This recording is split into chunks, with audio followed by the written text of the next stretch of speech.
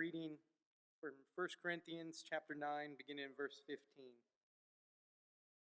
But I have made no use of any of these rights, nor am I writing these things to secure any such provision.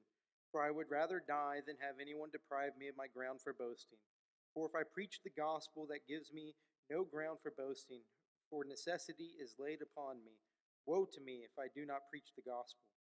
For if I do this of my own will, I have a reward. But if not of my own will, I am still entrusted with a stewardship. What then is my reward? That in my preaching I may present the gospel free of charge, so as not to make full use of my right in the gospel.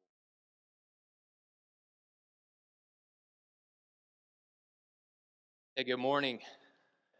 Thank you for being here. Such a pretty weekend we've had, and you could be anywhere else, but you're here. Thank you for that. This morning we're looking at this passage in 1 Corinthians chapter 9, and we're actually going to begin back in verse 1. Hope you have your Bibles and go ahead and be turning to 1 Corinthians 9. But we're looking here, what Ryan just read for us is the conclusion to Paul's point.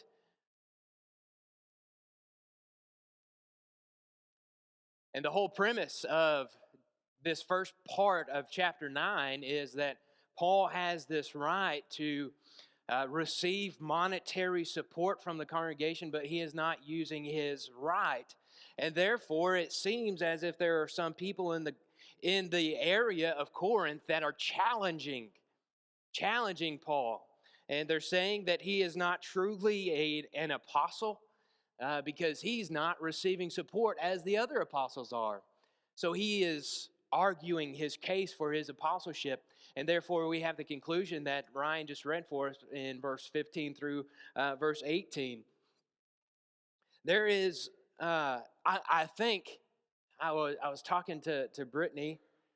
There is not a sermon, all right? So we have been here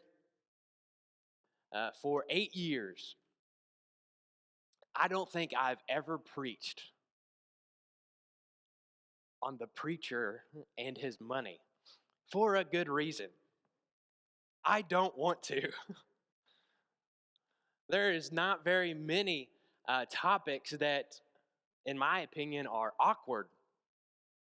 I don't mind preaching about most things biblically related, but this one, boy, that's a. Quite frankly, I don't care about money. You can ask Brittany, and if it was up to me, I'd have a coffee can, and all the money would go in there, and I'd get enough to do whatever I needed to. That's just how I feel about the topic. But here we are, and we're going through 1 Corinthians, and we're talking about this idea of it matters. And in this idea, we're looking at chapter 8 and chapter 9, and if you remember in chapter 8, we've talked about food that's been offered to idols. Our responsibility to other people as they struggle with something that isn't necessarily sinful, what is our responsibility to them? Well, obviously our conclusion has been that we should be considerate of them. Paul moves from that because we have the right, if you'll allow me, we have the right to eat meat that's been offered to idols because there is no such thing as a real idol. That is our right. So Paul moves from that argument to his right as an apostle and as a preacher of the gospel. And boy, is it awkward to preach and to talk and to even study about this topic. But there is an obligation and there is a right. So that's what we're looking at as we move through this idea that others matter. Let's begin this topic where he begins in verse 1 and verse 2. Again, transitioning from the right that we have to eat meat offered to idols, but we don't want to make other people stumble, so we are considerate. And he says in verse 1, he says, am I not free? Am I not an apostle? Have I not seen our Jesus, our Lord? Are not you my workmanship in the Lord? If to others I am not an apostle, at least I am to you, for you are my seal, my proof, my validation of my apostleship in the Lord. Therefore, we conclude that he has obviously some people who are contending with him about his genuine apostleship, but he moves from this idea that I am a genuine apostle to the idea of money because of other people who are receiving monetary support because of their apostleship and because of their preaching of the gospel. His peers. He has the right, he's not exercising it, but he has the right to receive this monetary support because of his peers. Now, look at this with me as we continue reading this passage, beginning and picking up in verse 3. This is my defense to those who would examine me. Do we not have the right to eat and drink? Do we not have the right to take along a believing wife, as do the other apostles and the brothers of the Lord, and Cephas, Peter? Or is it only Barnabas and I who have no right to refrain from work for a living? That is, to not work. Paul, we know that Paul was a tent maker. Am I the only one that doesn't have the right to refrain from working? He has this idea that all these other apostles have and are exercising this right, so shouldn't I have the exact same right as these other apostles? We see that his argument has a couple of main points here. He says, do I not have the right to eat and to drink? Do I not have the right, if we could boil that down, do I not have the right to have food? You know, some people are under the impression that the preacher has no right to have money. And he says, don't I have the right to eat and drink too? Don't I have the right to have food? The preacher should have and should get enough money to go to the grocery store. That's what he says. To eat and to drink. There are some people out there that think it is right to starve the preacher, and not to be so. Enough money for food. You continue, and he says, do I not have enough money? Or should I not have enough money to have this believing spouse? Or we could say our family. Do I not have the right to have enough money or to receive enough money to take along a believing spouse? Read verse 5 with me.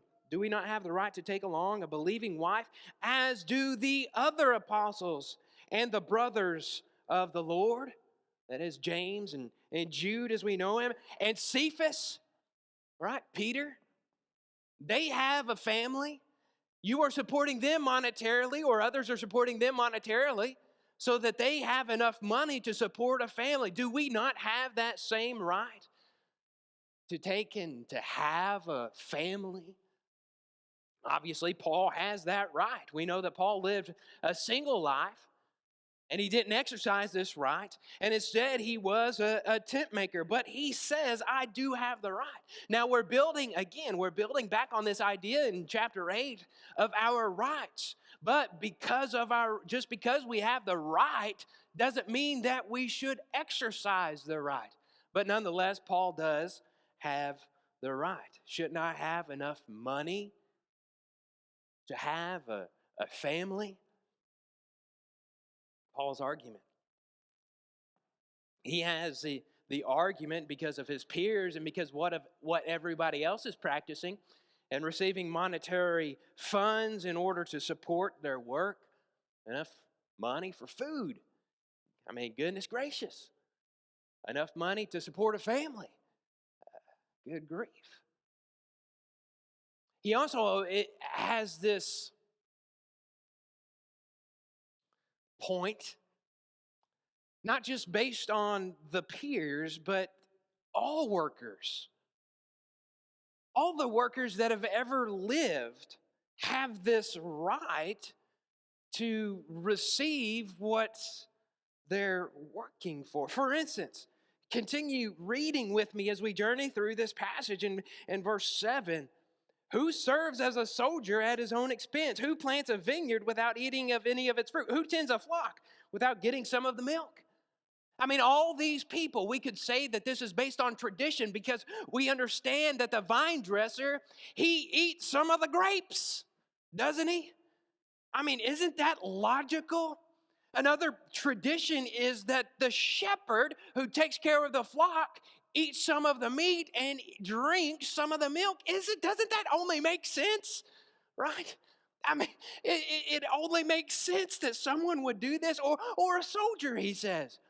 Does a soldier serve in the army at his own expense? Does he work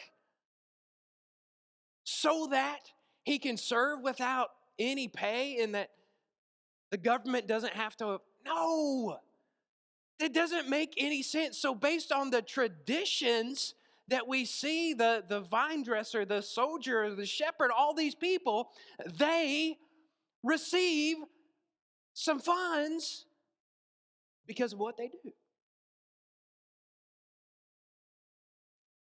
Now, why is the preacher any different?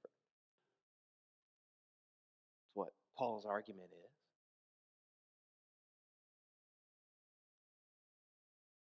Let's keep reading. Let's keep looking at some of these. Because he continues in verse 8, he says, Do I say these things on human authority? No, he doesn't. He says it based on the command of God. Not just based on tradition, but based on the command of God. Does not the law say the same? That is the law of Moses. Does not God command the same thing? And look at the example. Look at verse 9. For it is written in the law of Moses, you shall not muzzle an ox when it treads out the grain. And the question Paul is doing as we move through this, he's doing what we call a diatribe dialogue. It's this artificial conversation that he's having with this fake person, right? And he's making a case. So he's asking these rhetorical questions. And one of them is it the ox that God is concerned about? Is God actually concerned as to whether the ox eats while it is treading out the grain or not? No! God isn't worried about the ox. God is building a bigger and a larger command that you shouldn't starve the person that's working. Whether we're talking about a preacher or we're talking about a servant or anyone else or your employee, you shouldn't starve them. Good grief, God isn't worried about the ox, for crying out loud. It's not the ox that God is concerned about. God gives this command. Does he not speak? Certainly for our sake. It is written for our sake because the plowman should plow in hope, and the thresher should thresh in hope of sharing in the crop.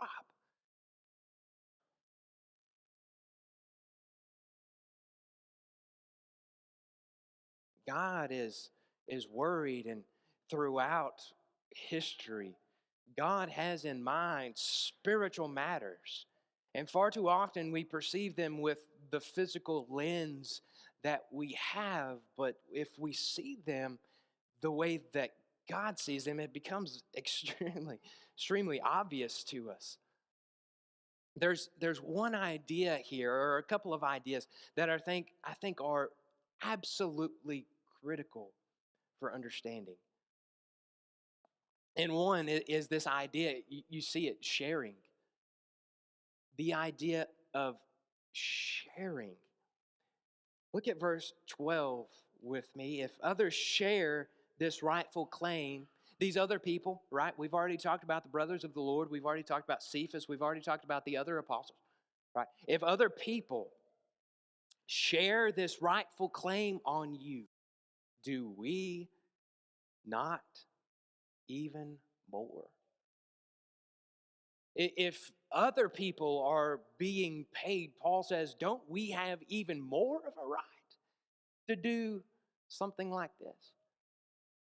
But I want to focus on this idea of sharing, because there are some people, and there are some denominations, there are some even congregations that don't understand what it means to share.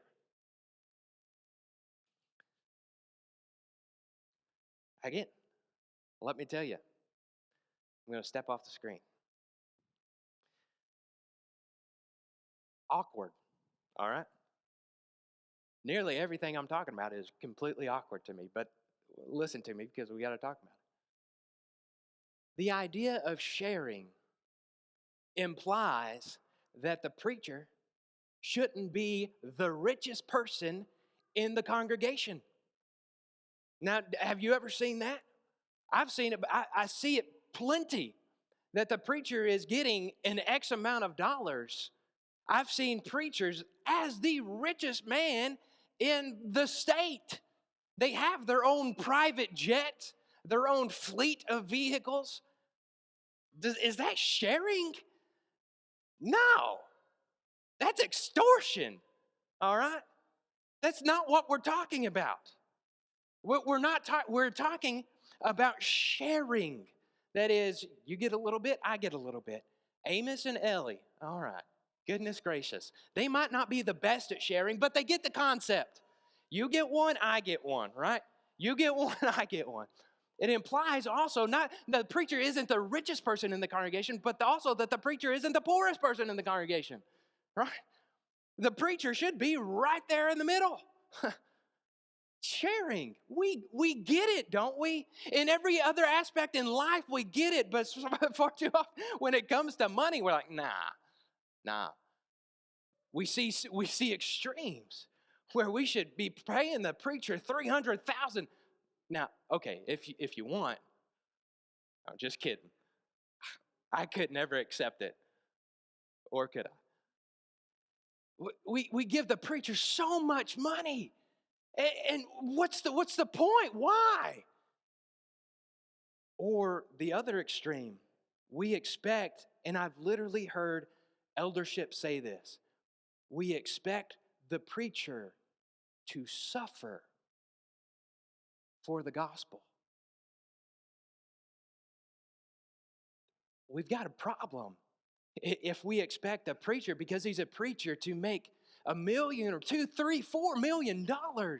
And on the other hand, we've got a problem if we're expecting the preacher to be forced to draw unemployment because he doesn't have enough money. There's another concept here that we're talking about that he says that is crucial to our understanding of what we're talking about. It's the spiritual or the physical. Now, when we say it, the spiritual or the physical, we understand cognitively, we're very well aware of which one's most important. Well, you're here. And because you're here, I'm inferring that you know that the spiritual is the most important. That having a spiritual life is the most important thing. But do we apply it is the question. Back up and look at verse 11 with me. If we have sown spiritual things, he says, if we have sown spiritual things among you, is it too much if we reap material things from you? If we have given you the most important, what is the least important? Right? If we have taken care of you spiritually, if we have blessed you spiritually and taken care of your most important need, then why can't you take care of this right that we have? You know, which one is most important? Because, right, I mean, we understand it. When it's on the screen, we're like, spiritual, spiritual, spiritual. It's easy to understand. But when the rubber meets the road, or perhaps the pen meets the checkbook, it becomes a little bit more difficult to swallow. But take care. We need to understand the concept of sharing and the concept of a spiritual perspective rather than a materialistic perspective.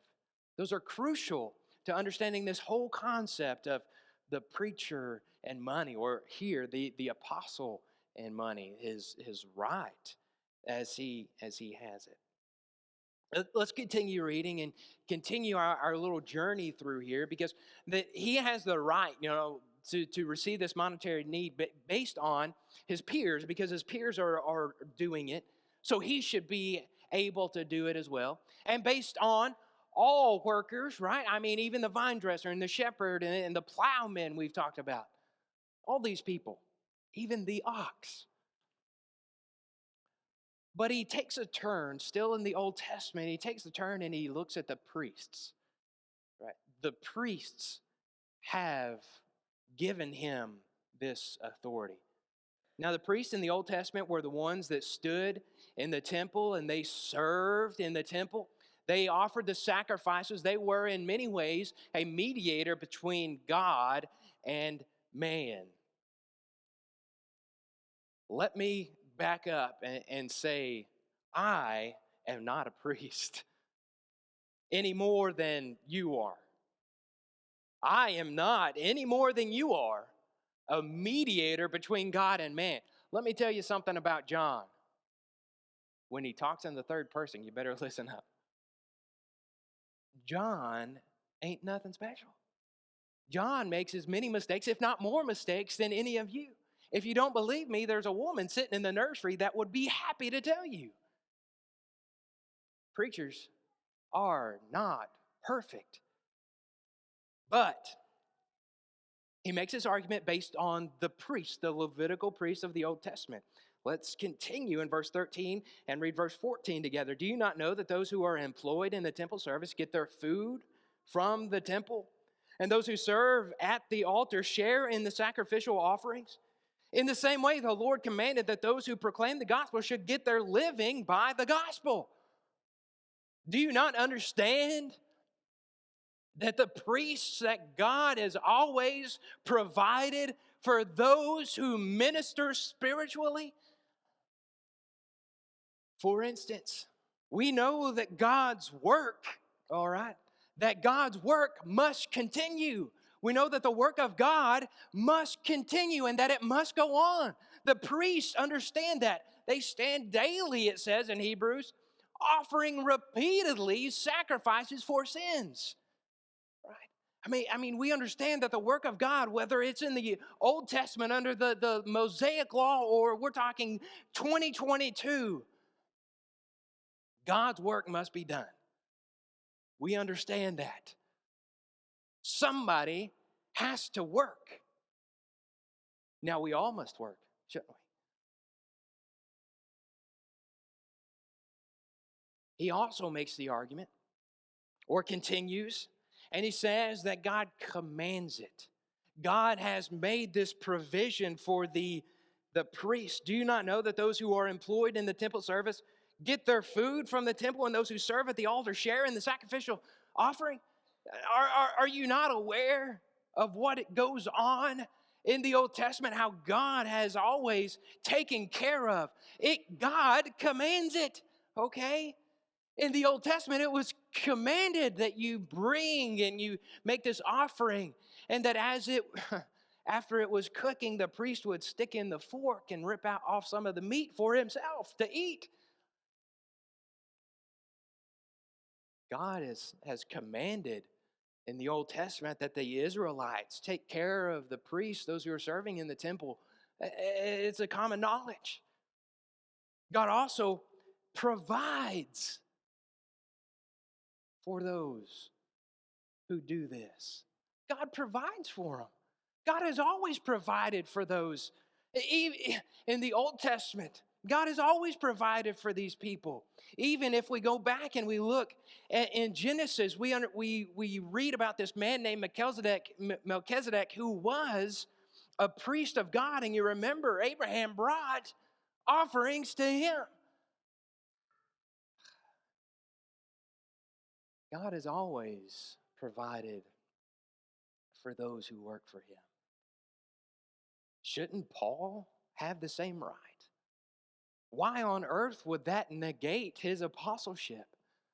Wouldn't that elevate it even more?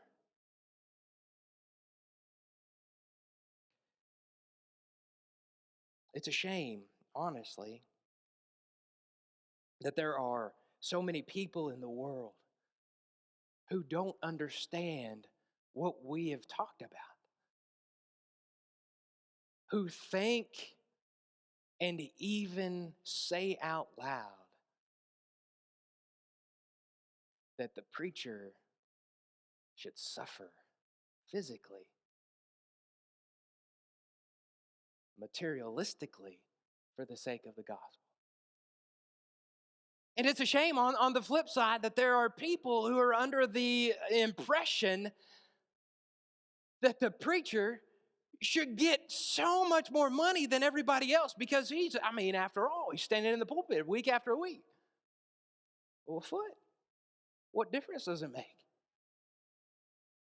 Therefore, we arrive again at the conclusion that Ryan's already read for us, beginning in verse 15.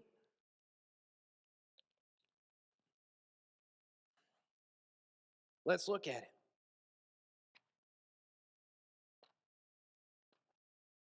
But I have made no use of any of these rights, nor am I writing these things to secure such a provision.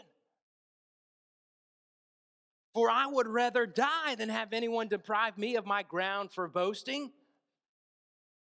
Then he talks about what is his ground for boasting. For I preach the gospel that gives me no ground for boasting, for necessity is laid upon me. Woe to me if I do not preach the gospel. For if I do this on my own will, I have a reward.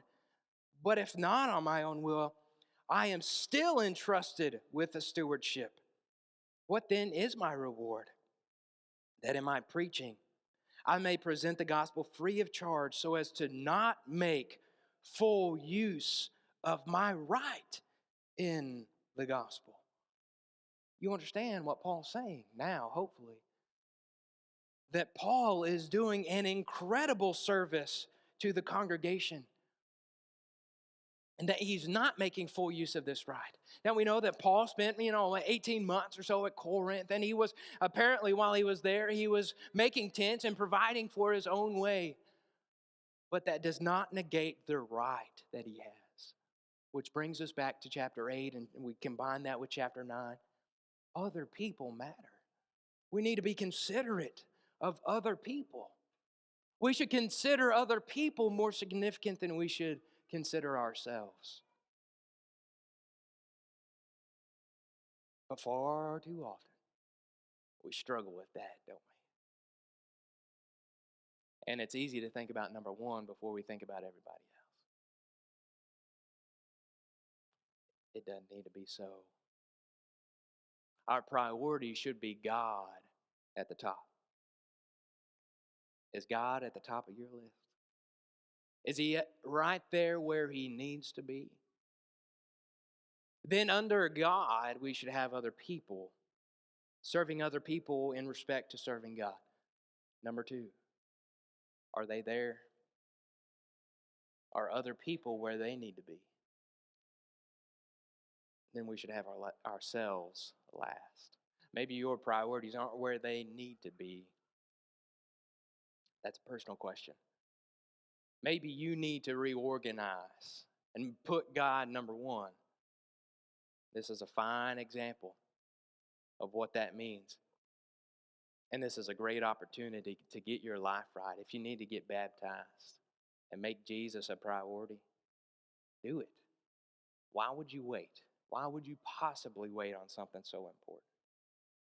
Or maybe you're not focused and you've lost track of a spiritual mind.